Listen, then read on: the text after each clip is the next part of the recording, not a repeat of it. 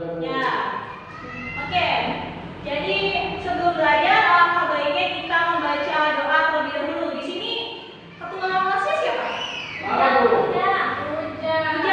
Ujang dipimpin berdoa terlebih dahulu ya. Ya. Sebelum belajar mari kita berdoa dan nanti dimulai. Selesai. Ya. Jadi ibu akan mengabsen kalian terlebih dahulu ya. Di sini siapa yang tidak hadir dari teman-temannya? Kori, lalu siapa lagi? Peran, sakit, Bu. Oke. Ya, sudah diabsen ya, teman-teman. Masih ingat dengan materi minggu lalu yang sudah ibu jelaskan? Lupa. Ya. Jadi materi minggu lalu itu tentang teks eksposisi. Yang dimaksud dengan teks eksposisi adalah sebuah teks yang berisikan tentang pendapat, gagasan atau ide dan memuat tentang fakta. Nah, biasanya itu terdapat dalam apa, teman-teman? Berita. Koran. Lalu?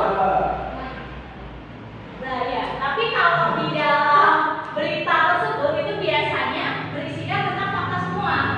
Ya, jadi biasanya kalau ada pendapat, ide dan gagasan itu masuknya ke dalam artikel. Artikel yang biasa kalian lihat di internet. Itu yang disebut dengan teks eksposisi. Nah, unsur-unsur dari teks eksposisi yang pertama adalah ide, pendapat atau gagasan. Yang keduanya adalah berisikan tentang fakta.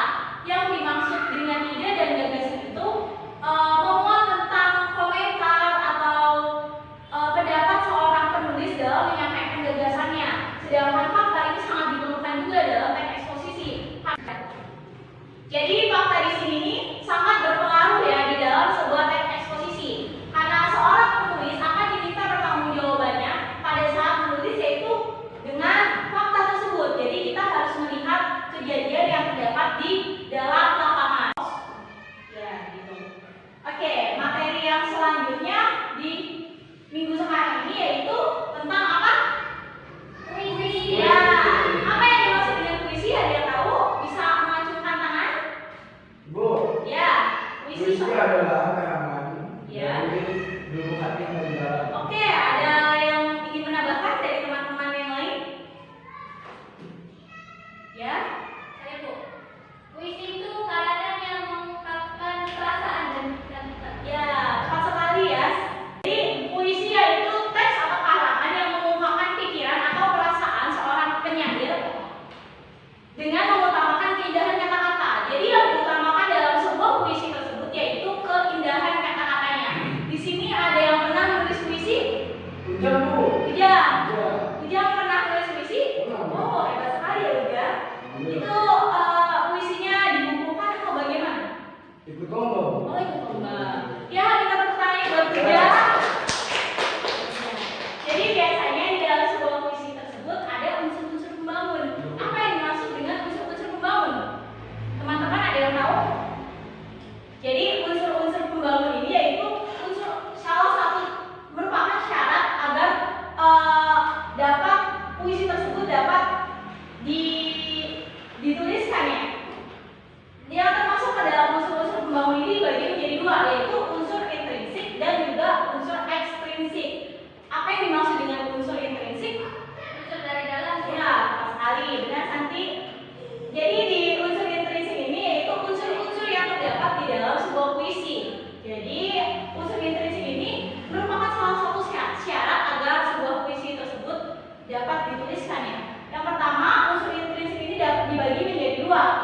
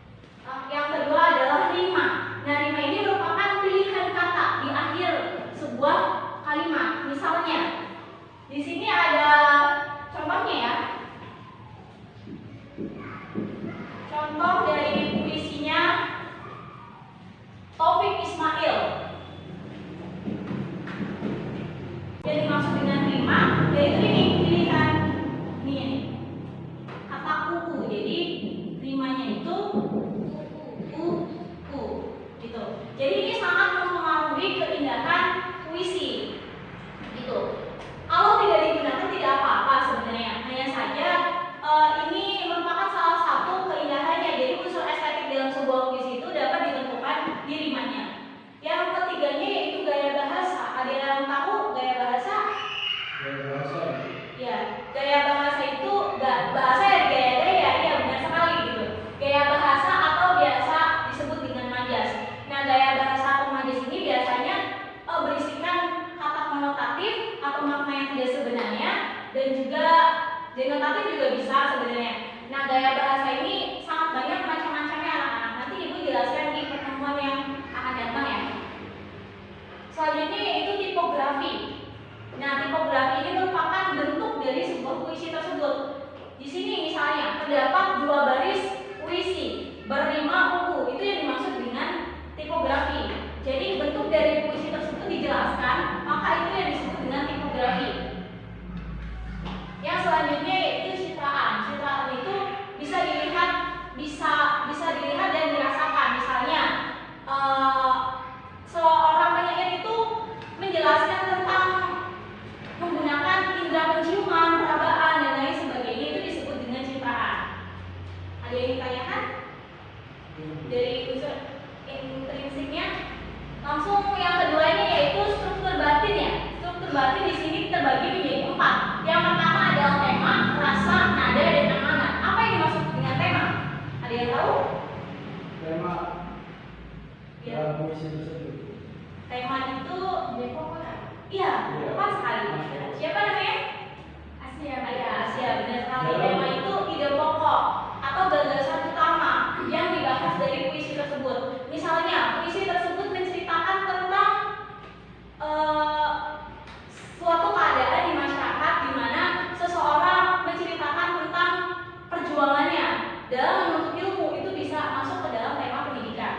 Atau bisa juga pada saat 17 Agustusan dan lain sebagainya, itu masuk ke dalam tema kemerdekaan, perjuangan, dan lain sebagainya ya. Yang keduanya adalah rasa. Nah, rasa ini ada hubungannya dengan seorang penyair dengan tulisannya. Jadi pada saat menulis, seorang penyair itu pasti mengetahui rasa. Nah, biasanya rasa itu bisa kita rasakan pada saat kita membaca puisi tersebut. Ya, itu dinamakan dengan rasa, apa rasanya sedih dan lain sebagainya. Kemudian nada. Nah, kalau nada ini bukan hubungan antara penyair dengan tulisannya, melainkan hubungan antara tulisan dengan apa yang dibacakan. Jadi pada saat kita membaca puisi, kita mengungkapkan puisi tersebut di depan umum, itu dinamakan dengan nada. Jadi ketika kita mengucapkan sesuatu dan puisi tersebut sudah berganti menjadi bunyi, maka bunyi tersebut dinamakan dengan nada. Misalnya pada saat kita membaca puisi lalu ada nada mendai-dai dan lain sebagainya, itu masuk ke dalam nada. Selanjutnya yaitu amanat. Ada yang tahu amanat itu apa? Pesan.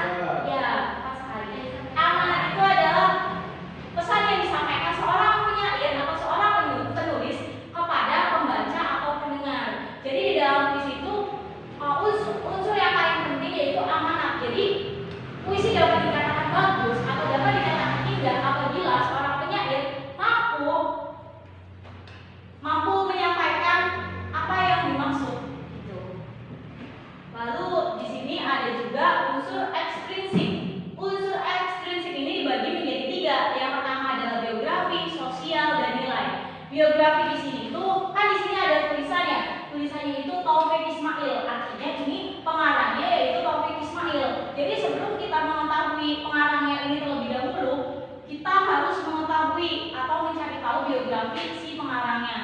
Lalu yang keduanya adalah sosial. Nah, biasanya puisi dengan kebudayaan itu sangat erat. Jadi di dalam puisi pasti mempunyai kebudayaan. Gitu. Misalnya di dalam puisi Karangan Bunga ini merupakan puisi lama. Dikarenakan apa? Dikarenakan pada zaman itu menjelaskan tentang perjuangan seorang Taufik Ismail, seorang penyair dalam menyampaikan puisinya. Makanya puisi-puisi zaman dahulu itu sering sekali berisikan tentang perjuangan, kemerdekaan, dan lain sebagainya gitu. Jadi di sosial ini, di unsur ekstrim sosial ini sangat berpengaruh gitu. Jadi biasanya puisi tersebut musiman gitu.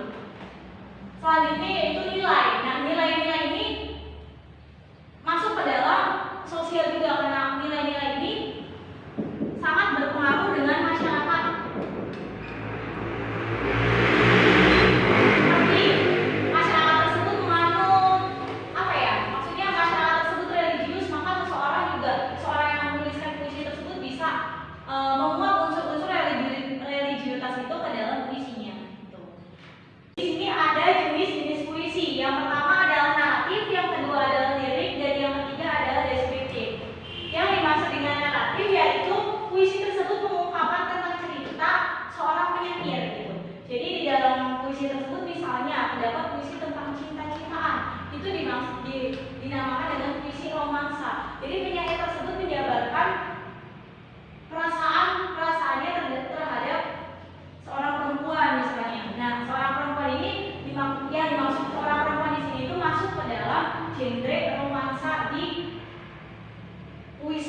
aktif. Yang keduanya adalah lirik. Nah, lirik ini yaitu berisi ungkapan perasaan yang tersusun dalam larik-larik baris nih. Jadi itu puisinya biasanya barisnya sampai panjang gitu, sampai panjang. Nah, ini disebut dengan puisi lirik. Biasanya spasinya juga ini sangat jauh-jauhan gitu. Tipografinya ini gaya tulisannya seperti ini. Yang biasanya di lirik tersebut di jenis puisi lirik ini dijabarkan secara rinci. Jadi seperti sebuah cerita atau sebuah dongeng. Itu disebut dengan puisi lirik. Yang ketiganya yaitu deskriptif. Deskriptif di sini yaitu penyair sebagai pemberi pesan terhadap sesuatu gitu. Contohnya misalnya kritik sosial. Nah, puisi kritik sosial itu masuk ke dalam deskriptif. Ya, apakah ada yang ditanyakan anak-anak? Tidak ada? Di sini ada yang suka membaca puisi? Ada yang malah? Ya, jadi di sini Ibu ada puisi karya Taufik Ismail ya. Nanti akan dicontohkan oleh temannya, yaitu Ujang. Ujang boleh maju ke depan untuk menemani dia. Ya. Ini ada puisi karangan bunga karya Taufik Ismail.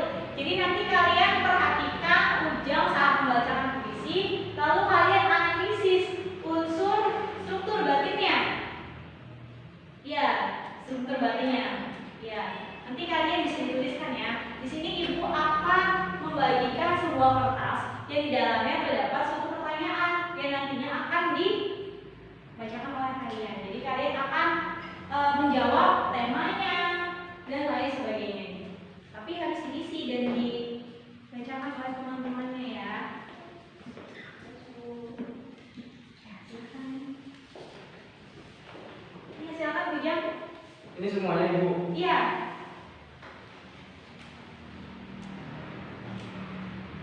Oke, saya akan membacakan karangan dari Taufik Ismail, puisi yang berjudul Karangan Bunga. 3 anak kecil dalam langkah malu-malu datang ke selembah sore itu. Ini dari kami telaga, pita hitam pada karangan bunga, sebab itu berduka bagi kakak-kakak yang tebak mati sore tadi.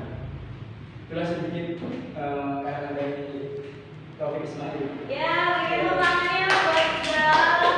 Terima kasih Ujang. Ibu tadi namanya salah, bukan Iqbal. Ujang. Oh ya Ujang, Jangan lupa di Ya. ejek. Oh ya. Makasih. Ujang, Mak Ujang. Ujang. Di ejek. Iya. Ya, terima kasih Ujang. Ya, di sini ada yang tahu temanya? Bisa angkat tangannya ya teman-teman. Siapa namanya nih? Asia. Itu temanya tentang apa ya? Kepahlawanan Bu. Iya, betul sekali. Kita pause ya teman-teman. Selanjutnya ada yang ingin mengungkapkan amanat yang terkandung di dalam puisi tersebut apa? Saya Bu. Iya. Jadi amanatnya kita itu harus menghargai jasa para pahlawan. Dan juga kita tuh harus meneruskan jasa para pahlawan yang telah meninggalkan kita dulu. Oh iya. Iya